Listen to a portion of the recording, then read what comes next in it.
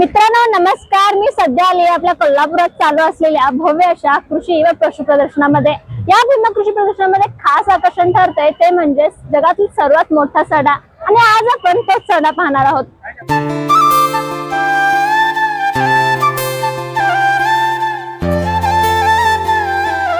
तर मित्रांनो फायनली मी पोहोचली आहे या प्रदर्शनाचं खास आकर्षण ठरत असलेल्या सडाजवळ। विशेष आहे 5 फुटाचा सडा आहे, भारतातील सर्वात मोठा सडा ठरत आहे।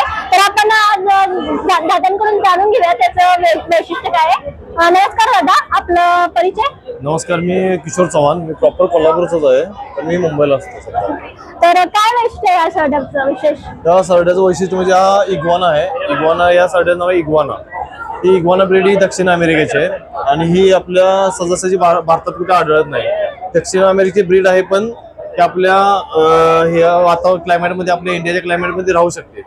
आणि जेव्हा मी याला लहान असताना घेतलेलं त्यावेळेला तो 5 इंचाचा होता, तो आता तब्बल 5 फुटाचा झालेला आहे। आणि याच्या खाण्यामध्ये हा प्युअर फक्त व्हेजिटेरियनच आहे। हा त्यामध्ये पालक, कोथिंबीर, गाजर, काकडी, भोपळा इत्यादी यांचं खाद्य आहे त्यांचं।